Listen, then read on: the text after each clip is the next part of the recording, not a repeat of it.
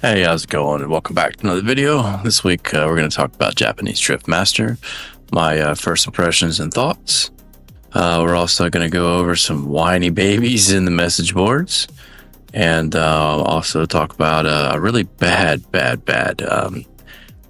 horror movie that I'm pretty sure was AI generated. And yeah, so we'll get to that.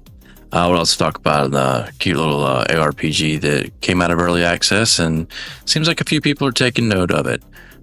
So we'll talk about that in the end. So we'll do a quick little update on the wheel and my journey along the way on it. This week we didn't get too much wheel time in, and I'll go over that in the beginning of Japanese Drift Master's overview. So without further ado, let's go ahead and get into the video. So go ahead and like, comment, subscribe, do what you need to do down there. Without further ado, let's get started.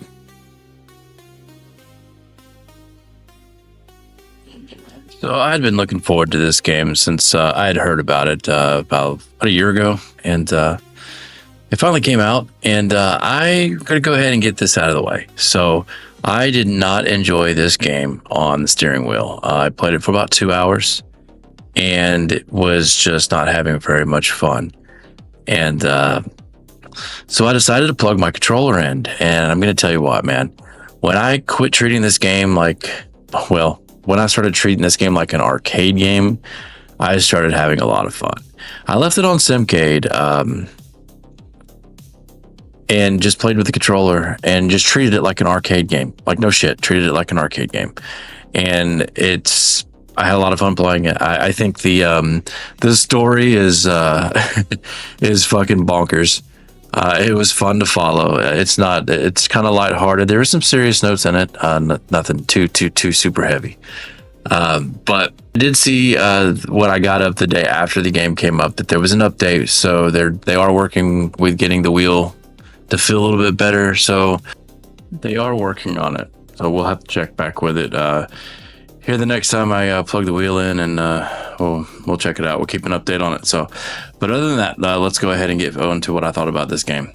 I had a lot of fun playing through this game. There's a lot of cool things with this game. Some of the effects, the rain effects, some of the weather effects were fantastic. I did find an option in the menus after about 4 hours that let me turn the traffic off, and I did. Immersion be damned.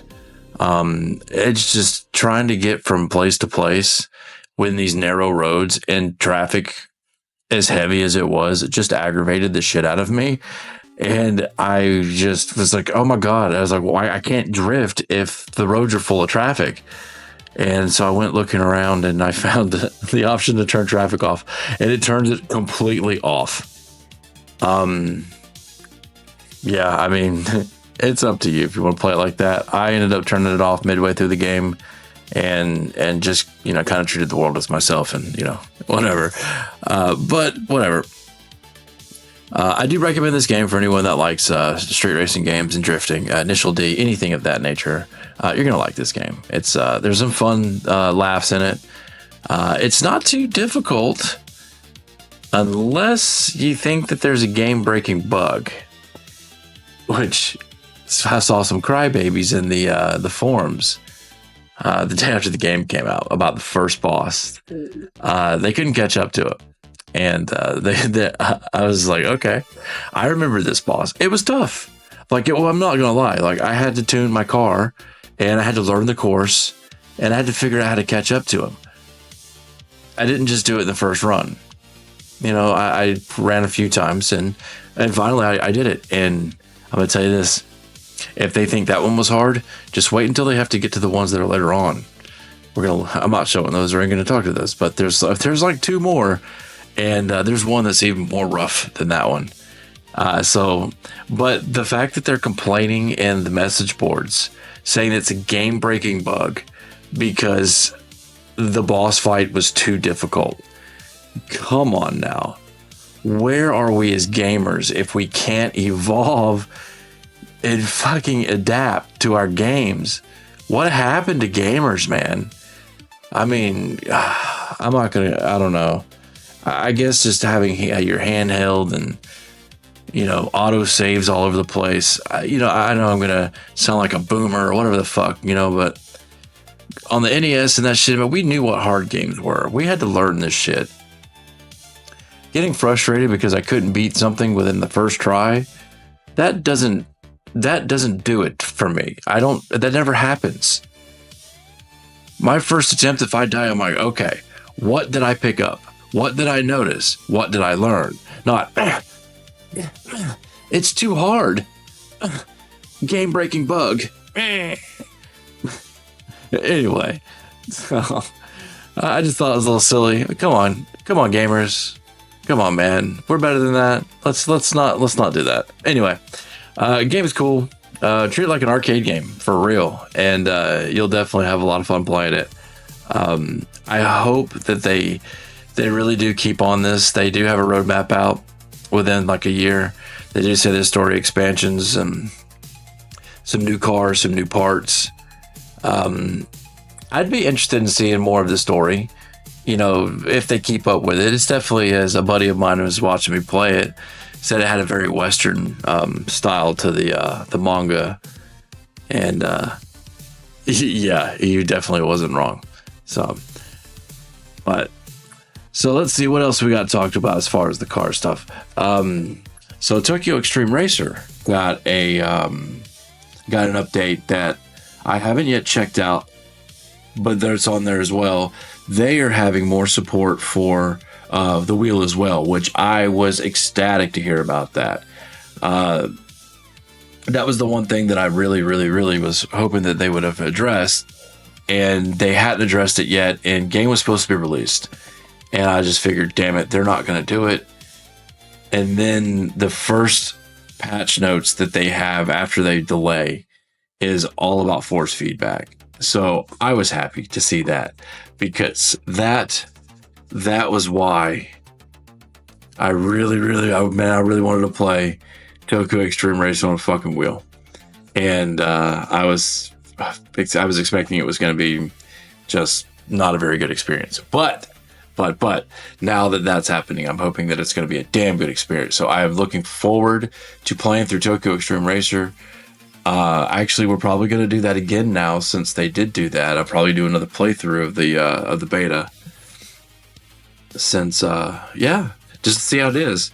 So be on the lookout for that shortly. So we're going to be doing some more of the motorsport. We're going to finish up some of the cups in that, and continue on with the 20th anniversary playlist they have. We're going to be looking into, I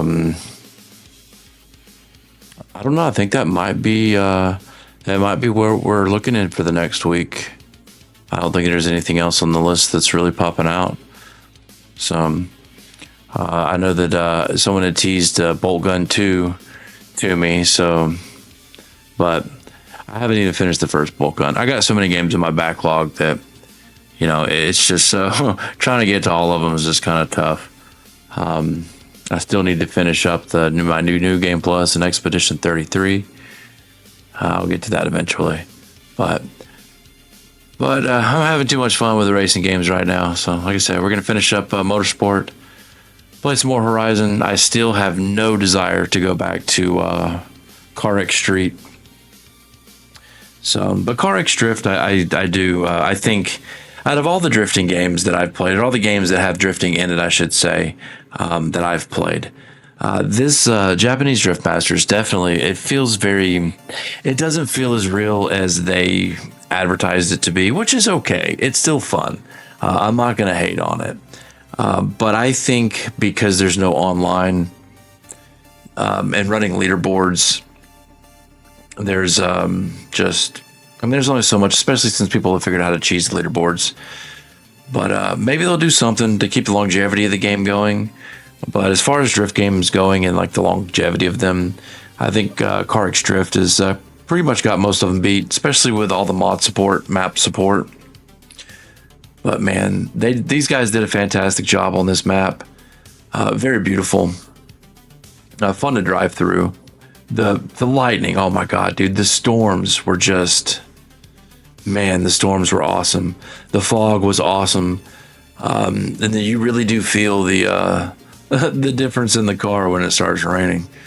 I've found a few spots where you actually, or it became actually down, dropped a gear and took it down. I mean, even by dropping a gear, you stayed there around the same speed because you were fucking basically hydroplaning.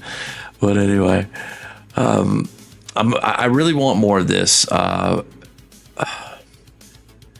For $30, I think that it's got good value, honestly. But, and I say this because the campaign was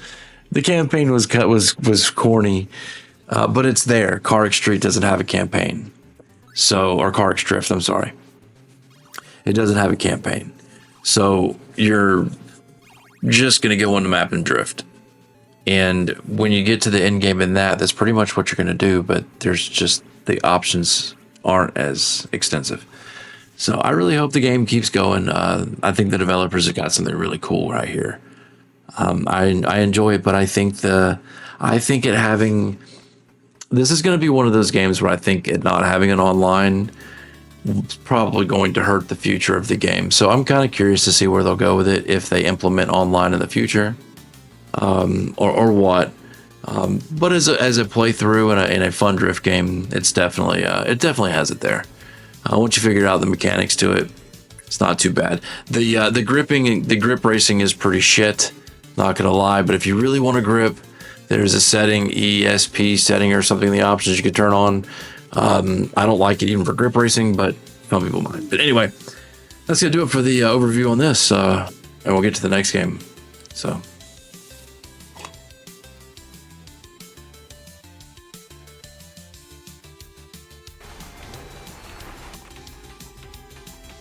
You have drowned. Oh my God. I'm dead. So the other game that I've been dabbling with this week is the SLAYERMAN. I picked this game up on early access, I think about 3-4 years ago now. Shit, man, it's been years fly, dude. Anyway, this game's come a long way since I played it in early access. I put about 30 hours into it a few years back, and it came out of early access, so I figured I'd give it a shot, and man, have I been kind of hooked on it. It's not very complicated. It's got a cute little pixel art to it. It's pretty fast-paced. It's a pretty in-depth ARPG. There's plenty of builds to make, different ways to do it depending on the different weapons that you use. There's 3 different classes to choose from with 3 different subclasses in there with them, so there's all kinds of different builds you can do. Right now I'm doing an archer with projectile spam and dot damage, so poison and yeah that kind of stuff. So that's what I'm doing with this one, but I have yet to do I did a mage build at the in the early access part, but pretty sure there's been a lot of changes. But we'll get to a few other characters. It's going to be something that goes. That's probably going to stay on I'm probably going to stay on this one for a little while and level some characters and get further into the end game. Get through the different chapters. So we'll see where it goes on that. But I recommend this one if you guys like these types of games. These 3 different game modes that you can pretty much in the game loop. Like I said, it's not very complicated. It's basically just kill monsters and you'll get items, different rarities. You can reforge them. Basically, there's a crafting system, pretty easy to understand crafting system. Everything, like I said, it's. I don't want to call it like a simplistic ARPG, because there is some complex stuff in here if you really want to dig into the builds. But I will tell you that it is a simple game loop. You basically just seems like you just keep moving or you just barrel through them. And that's pretty much, I mean, I just don't stop moving. Keep moving, keep shooting. And I've died a few times, but nothing that's, been too terribly complicated or difficult. But that's right now. We'll see where we get going into it. So the game definitely opens up kind of slow as you're unlocking mechanics in it. So before you can even start tearing down gear and whatnot, you have to go through at least half of the main game. The tutorial feels like, yeah, and it's silly. This game is silly. Don't take it too seriously at all. But it knows it's silly, so it's okay. But I recommend it for any ARPG fans that like something a little bit more light, that you just want to kick back and do some mob killing in. Everything kind of respecking is free, so it's really easy to change your build around. I mean, you might have to level the weapon up, but usually doesn't take too long. Leveling is not super fast. I've done about 2 solid play sessions, and I've got about level 60. But I'm also not a blaster either, man. I've got a normal job, so I can't sit here and for 12, 14 hours a day and play the Slormancer. But especially if I'm trying to learn how to be the world's next #1 sim drifter. But yeah, we'll see about all that bullshit. But anyway, so yeah, Slormancer, it's gotten some pickup. There's been some pretty big streamers. I think I saw Rax messing with it, so I'm pretty sure it got some recognition. So some of you guys have probably heard about it. But it is definitely a game, and it's fun. So I recommend you guys check it out if it looks interesting. This last epoch is still going on, just very slowly. I haven't even got back to Doom Dark Ages yet either. Japanese Driftmaster has taken up my time this week. So Sloremaster and Japanese Driftmaster is what has been doing it for me this week. So what are you guys playing this week? What are you guys doing? How your week's been doing you? Let me know in the comments. And this week's movies recommendation is it's not really a recommendation. I've got some words to say about a movie that I watched. I don't want to recommend it. I mean, I might recommend it to you to see how. We'll get to the movie section. So anyway, this was a Slormancer. You guys check it out. This movie. Okay, so this is Shiver Me Timbers. So as most people know, there's been a few of these characters or franchises that have become public domain. Mickey Mouse, Popeye, Pooh Bear, Winnie the Pooh, and we've got some really bad horror movies that have come out of it. Well, I've seen one of the Blood and Honey. I thought it was dumb, but it is what it is. I watched the Mickey Mouse one. That one was just dumb, forgettable. This one, I figured it looked like it was a spoof. It looked like it might be kind of funny. But I'm going to tell you, this movie was fucking awful. The villain is AI. You could see it, and it bothers the shit out of me. The face of this villain is just it's not scary. It looks ridiculous, and I just, when I see it, they linger on it so much, like they're proud of this thing. And oh my fuck, dude, this movie. All right, this fucking movie. I do not recommend this movie unless you really have to see what the hell's going on with it. It's dumb. It really was just kind of incoherent. It was about a meteor that fell and apparently turned him into the SLAYERMAN. Just dumb premise. The AI was just the ending scene was a complete ripoff of Dead Alive or Brain Dead. Tons of Army of Darkness, blah blah blah blah blahs. This movie, don't skip it. Ugh, just don't. I've seen some bad movies, but man, the AI. If this is what we have to look forward to, I'd rather CG. Practical is what my usual go-to, but I'd rather CGI than this garbage. Ugh, this guy feels the same way. Well, that is going to do it for this video. I appreciate you guys hanging out this week with me, catching up with what's going on. So we'll have another video out next week. I'm going to try to keep them pretty consistent for I guess Saturday. I really wanted to get this out earlier, but I got caught up playing JDM, and then my fucking footage was corrupted. So I had to capture footage before I could make the video. So all the footage here tonight was basically just what I recorded tonight again. But, you know, it is what it is. Shit happens, I guess. But I appreciate you guys. Like I said, appreciate you guys liking, subscribing, you know, doing what you're going to do down there. So we'll be back next week with more video games and what we're doing. We'll probably push a little bit more into Forza now since JDM is gone. So we'll probably get more of the sim games going on. And so anyway, that's going to do it.